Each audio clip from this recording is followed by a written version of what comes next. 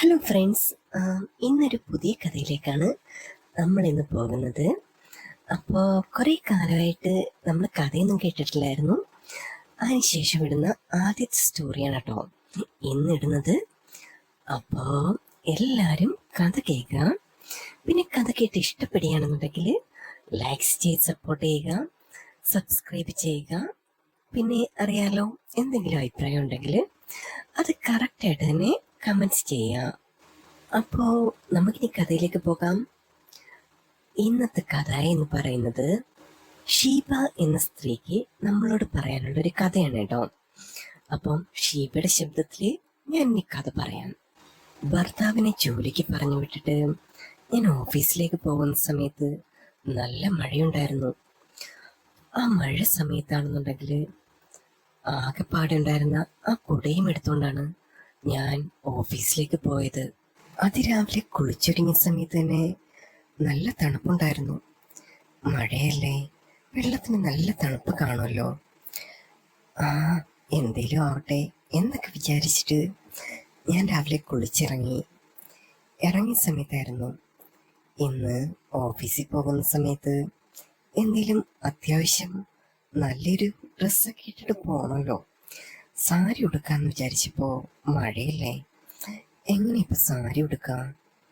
അപ്പോൾ ഞാൻ വിചാരിച്ചു, സാരി ഇന്നത്തേക്ക് വേണ്ട, വേറെ എന്തെങ്കിലും ഒരു ഡ്രസ്സ്, ചുരിദാർ എന്തെങ്കിലും ആണെന്നുണ്ടെങ്കിൽ, മഴയല്ലേ, കാലിലൊക്കെ ചെളി പറ്റിയാൽ അത് പാലിലൊക്കെ തെറിച്ചു വീഴുമല്ലോ എന്നൊക്കെ വിചാരിച്ചു. പക്ഷേ എനിക്കും ഇഷ്ടം ചുരിദാർ തന്നെയായിരുന്നു. അതുകൊണ്ട് ഞാൻ ആ സമയത്ത് കയ്യിൽ കിട്ടിയ ഒരു മഞ്ഞ ചുരിദാർ തന്നെ എടുത്തിട്ടു. അങ്ങനെ കുട്ടികളെയും ഭർത്താവിനെയെല്ലാം ഓഫീസിൽ പറഞ്ഞു വിട്ടിട്ട് ഞാനും ഓഫീസിലേക്ക് ഇറങ്ങി. അങ്ങനെ ആ ഒരു സമയത്ത് ഒരു ഓട്ടോ വിളിച്ചിട്ടാണ് ഓഫീസിലേക്ക് പോയത്. ഓഫീസിൽ ചെന്ന സമയത്ത് തന്നെ അത്യാവശ്യം നല്ല രീതിയിൽ നനഞ്ഞിട്ടുണ്ടായിരുന്നു. ഓട്ടോയിൽ നിന്നിറങ്ങി അവിടേക്ക് പോകുന്ന സമയത്ത് ചെറിയ രീതിയിൽ വെള്ളം തെറിച്ചു വീണിട്ടുണ്ടായിരുന്നു.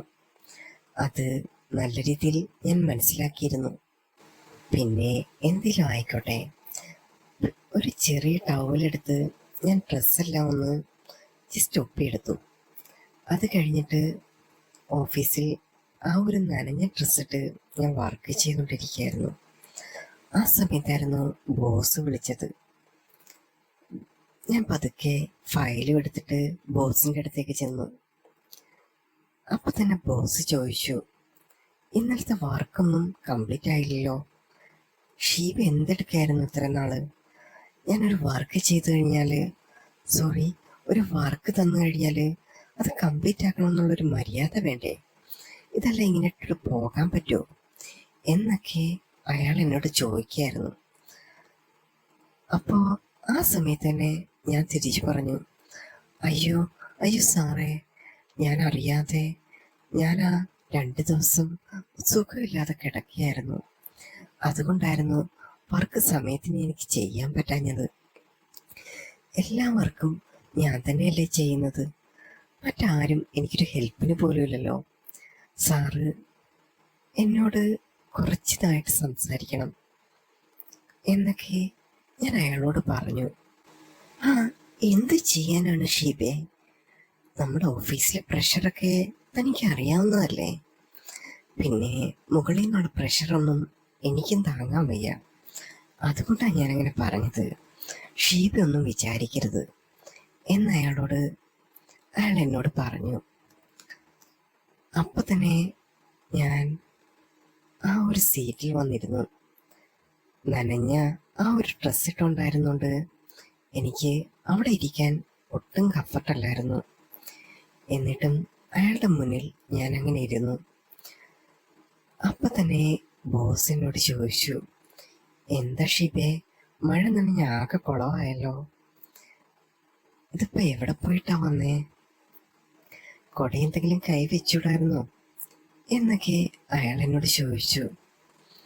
ആ സമയത്ത് ഞാൻ ഒന്നുമില്ലാതെ മറുപടി പറഞ്ഞു. സാറേ, ഇറങ്ങിയ സമയത്ത് കുടയെടുക്കാൻ മറന്നുപോയി. അതാ അങ്ങനെ സംഭവിച്ചേ. ആ, കുഴപ്പമില്ല. പോകുന്ന സമയത്താണെന്നുണ്ടെങ്കിൽ ഇവിടെ കുടയും കാര്യങ്ങളും എടുത്ത് വെച്ചിട്ടുണ്ട്. അല്ലെങ്കിൽ ഞാൻ അങ്ങോട്ട് ആക്കിയേക്കാം. ഷീബ വെറുതെ ഒറ്റയ്ക്ക് പോകണ്ട. മഴയല്ലേ, നനഞ്ഞു കഴിഞ്ഞാൽ പനി പിടിച്ച് വീണ്ടും അസുഖം എന്തെങ്കിലായി പിന്നെയും കിടപ്പിലായാലോ. പിന്നെ ഇവിടുത്തെ വർക്കൊക്കെ ആര് ചെയ്ത് തീർക്കും എന്നെല്ലാം അയാൾ എന്നോട് പറഞ്ഞു. അയാൾ അതെല്ലാം പറയുമ്പോൾ അതെല്ലാം ഒരു പുഞ്ചിരിയോടെ ഞാൻ മൂളി കേട്ടു.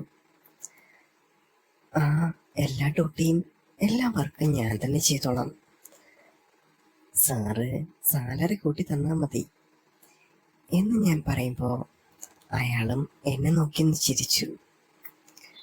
അങ്ങനെ ആ ഒരു സമയത്തായിരുന്നു ലഞ്ച് ബ്രേക്ക് ആവുന്നത്.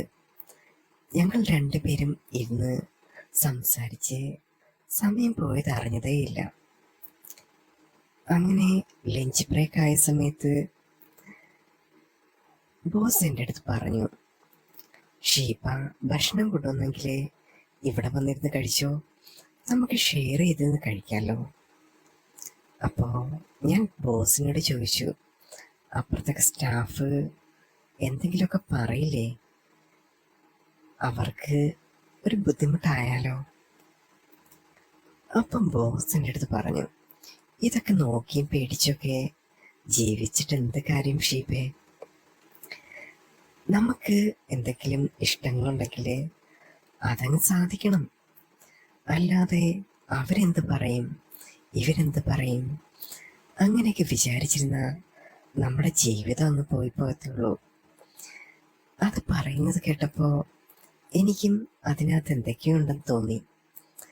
ആ, ഞാനെന്തിനാ മറ്റുള്ളവർ പറയുന്ന കേൾക്കാൻ പോന്നേ, അവരെന്ത് വേണമെങ്കിലും പറഞ്ഞോട്ടെ എന്ന് വിചാരിച്ച് ഞാൻ ബോസിനൊപ്പം ഭക്ഷണം എടുത്തുകൊണ്ടുവന്ന് അങ്ങനെ കഴിക്കാനിരുന്ന സമയത്ത് ഞാൻ ഇന്നലെ എല്ലാവർക്കും വേണ്ടി ഉണ്ടാക്കി വെച്ച ആ ഒരു അയലക്കറിയും അയല വറുത്തതും ചെമ്മീൻ പൊരിച്ചതും എല്ലാം ഉണ്ടായിരുന്നു. ഞാനത് ബോസിനും കൂടെ ഷെയർ ചെയ്ത് കൊടുത്തു. അപ്പം തന്നെ ബോസിൻ്റെ അടുത്ത് പറഞ്ഞു, ഷീബ എന്താ അവിടെ മാറിയിരിക്കുന്നത്, ഇവിടെ വന്നോ, ഇവിടെ വന്നിരിക്കേ. ബോസ് അടുത്ത് തന്നെ ഒരു കസേര പിടിച്ചിട്ടു. ശേഷം എൻ്റെ അടുത്ത് അവിടെ ഇരിക്കാൻ പറഞ്ഞു. അങ്ങനെ പറഞ്ഞ സമയത്ത് തന്നെ എനിക്കും അതിഷ്ടമായി. കാരണം മറ്റാർക്കും കൊടുക്കാത്തൊരു പരിഗണന ബോസ് എനിക്ക് തരുന്നുണ്ടല്ലോ. അങ്ങനെ ഞങ്ങൾ രണ്ടുപേരും ഒരുമിച്ചിരുന്ന് ഭക്ഷണം കഴിച്ചു. ആ സമയത്ത് ബോസിൻ്റെ അടുത്ത് ചോദിച്ചു, ഷീബേ, ഭർത്താവൊക്കെ എന്ത് പറയുന്നു, എല്ലാവരും സുഖമായിട്ടിരിക്കുന്നോ? അങ്ങനെ ചോദിച്ച സമയത്ത് ഞാൻ പറഞ്ഞു, എല്ലാവരും ഓക്കെയാണ് സാറേ, പിന്നെ ചെറിയ ഫിനാൻഷ്യൽ ബുദ്ധിമുട്ടൊക്കെ ഉള്ളൂ. ആ, അതെല്ലാം ശരിയാവണം എന്ന് ഞാനിങ്ങനെ പറഞ്ഞു. ആ സമയത്ത് എന്നെ ബോസ് പറഞ്ഞു, അതൊന്നും കുഴപ്പമില്ല ഷീബേ, അതെല്ലാം നമുക്ക് എല്ലാം ശരിയാക്കാം എന്ന് പറയുമ്പോൾ ബോസ് എന്നെ നോക്കി, ഞാൻ ബോസിനെ. അങ്ങനെ ആ ഒരു സമയത്ത് ബോസ് കൂടുതൽ കൂടുതൽ കാര്യങ്ങൾ എന്നോട് ചോദിക്കാൻ തുടങ്ങി. എല്ലാത്തിനും ഒരുപോലെ മറുപടി പറഞ്ഞ് ഞാൻ ഒഴിഞ്ഞു മാറി. അങ്ങനെ ആ ദിവസം ഭക്ഷണമെല്ലാം കഴിച്ച് ബാക്കിയുള്ള കാര്യങ്ങൾ ഞാൻ വർക്കിലേക്ക് തിരിഞ്ഞു. അപ്പം തന്നെ എനിക്ക് ഡൗട്ടും കാര്യങ്ങളും വന്നു തുടങ്ങിയിരുന്നു. ആരോട് ചോദിക്കും, ആരോട് പറയും എന്നൊന്നും അറിയില്ലായിരുന്നു. കാരണം ബോസിനോട് ഞാൻ കൂടുതൽ കൂടുതൽ അടുക്കും തോറും ബോസിന് മറ്റുള്ളവർക്ക് എന്നോടൊരു ദേഷ്യം ഉണ്ടായിരുന്നു. ഓഫീസിൽ തന്നെ എനിക്ക് പെട്ടെന്ന് തന്നെ പ്രമോഷൻ കിട്ടിയതും ബോസ് വിചാരിച്ചതുകൊണ്ടാണ്. അതെല്ലാം മറ്റുള്ളവർക്ക് അത്ര പിടിച്ചിട്ടില്ല. അപ്പൊ പിന്നെ ആ ഒരു കാര്യം പറയണ്ടല്ലോ, എല്ലാവർക്കും എന്നോട് തന്നെ ദേഷ്യം. അങ്ങനെ ആയ സമയത്തായിരുന്നു ഞാൻ ഡൗട്ട്സും കാര്യങ്ങളൊക്കെ ഇനി ബോസിൻ്റെ അടുത്തേ ചോദിക്കാൻ പറ്റുള്ളൂ. അങ്ങനെ ആ ഒരു ടൈമിൽ തന്നെ ബോസിൻ്റെ കോള് വന്നു. ഷീബെ, എന്തായി, കഴിഞ്ഞില്ലേ?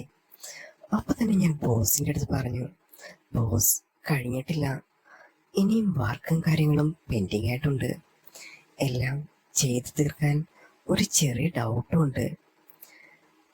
ആ സമയം കേട്ട പാതി കേൾക്കാത്ത പാതി ബോസ് എൻ്റെ അടുത്ത് പറഞ്ഞു, ഷീബ ഇങ്ങോട്ട് വന്നോളൂ, സംശയവും കാര്യങ്ങളൊക്കെ നമുക്ക് നോക്കാം. പിന്നെ വരുന്ന സമയത്ത് ആ ഫയലും കാര്യങ്ങളൊക്കെ എടുത്തുകൊണ്ട് വന്നോളൂ, എല്ലാം നമുക്ക് തന്നെ നോക്കാം. അങ്ങനെ ബോസിൻ്റെ വാക്ക് കേട്ട് മറ്റാരോടും ഒന്നും സംസാരിക്കാതെ ഞാൻ ഫയലും എടുത്ത് ബോസിൻ്റെ അടുത്തേക്ക് ചെന്നു. ബോസ് അപ്പോൾ എന്തൊക്കെയോ തിരക്കിലായിരുന്നു. ആ സമയം തന്നെ ഞാൻ അവിടേക്ക് ചെല്ലുമ്പോൾ ബോസിൻ്റെ അടുത്ത് പറഞ്ഞു, ഷീബ ഇരുന്നോളൂ. എന്നിട്ട് തൊട്ടടുത്ത് തന്നെ ഒരു ചെയർ പിടിച്ചിട്ട് തന്നു. എന്നിട്ട് ഞാനും ബോസും ഒരുമിച്ചിരുന്നു സമയത്ത് തന്നെ ബോസിൻ്റെ അടുത്ത് പറഞ്ഞു, ഷീബ ഇതിനകത്തോട്ട് നോക്കൂ, ഈ കാര്യങ്ങളൊക്കെ ഓരോന്ന് നോക്കി പഠിക്കൂ. ആ സമയത്ത് തന്നെ ബോസ് പറയുന്നത് കേട്ട് ഞാൻ ആ ഒരു കാര്യങ്ങളെല്ലാം നോക്കി പഠിച്ചു. ഷീബ, ഇതെല്ലാം നോക്കണം കേട്ടോ, ഇനി ഞാനിത് വീണ്ടും പറഞ്ഞു തരത്തില്ല, എല്ലാം തൻ്റെ ഇഷ്ടപ്രകാരം നോക്കി പഠിച്ചോണം. എനിക്കിതൊന്നും എടുത്തെടുത്ത് പറഞ്ഞു തരാൻ അങ്ങനെ പറ്റില്ല കേട്ടോ എന്നൊക്കെ ബോസ് എൻ്റെ അടുത്ത് പറഞ്ഞു. ഞാനതെല്ലാം മോളി കേട്ടു.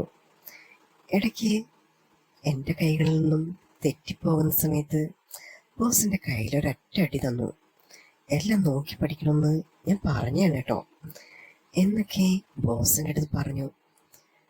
ബോസ്, എനിക്ക് കുറച്ച് സാവകാശം തരണം, ഞാൻ അത്ര മിടിക്കൊന്നുമല്ല, എന്നാലും ഞാൻ പതുക്കെ എല്ലാം പഠിച്ചെടുത്തോളാം എന്നെല്ലാം ബോസിനോട് ഞാൻ പറഞ്ഞു. അത് കേട്ട സമയത്ത് ബോസ് ഒരു ചിരിച്ചിരിച്ചിട്ട് എൻ്റെ അടുത്ത് പറഞ്ഞു, ഞാനെല്ലാം പഠിപ്പിച്ചോളാം, ഷീബ ഇങ്ങ് പോരുതാ മതി എന്നൊക്കെ പറയുന്ന സമയത്ത് ഞാനതെല്ലാം മോളി കേട്ടോണ്ടിരുന്നു. പെട്ടെന്നായിരുന്നു ഓഫീസിലെ പിയൂൺ അകത്തേക്ക് കയറി വന്നത്. ഞങ്ങളെ രണ്ടുപേരെയും ഒരുമിച്ച് കണ്ട സമയത്ത് ആളൊന്ന് പരിഭ്രമിച്ചു. ആ, എന്താണെന്നറിയാനുള്ള ആ ഒരു ആകാംക്ഷയായിരിക്കും അയാളുടെ മുഖത്ത്.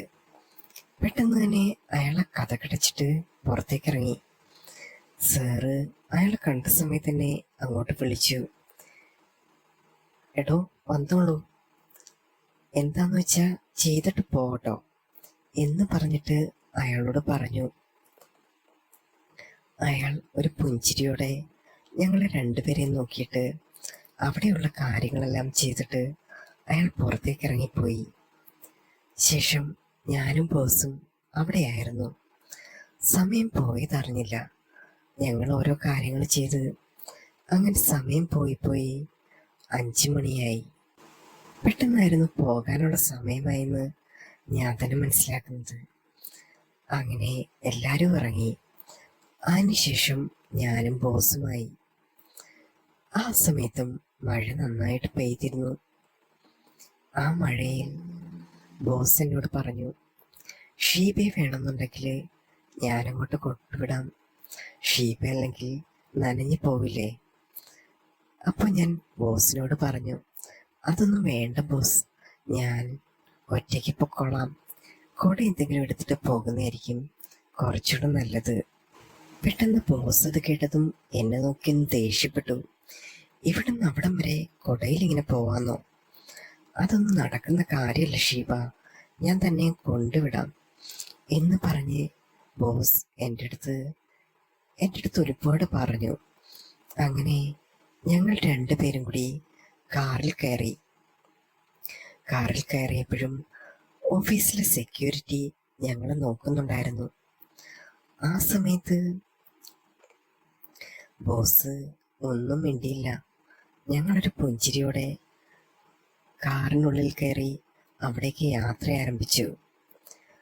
അങ്ങനെ കുറേ പോയി ഒരു മലയിടക്കിൽ ആ ഒരു സ്ഥലത്തെത്തിയ സമയത്ത് എൻ്റെ വീട്ടിലേക്കുള്ള ആ ഒരു വഴിയായിരുന്നു.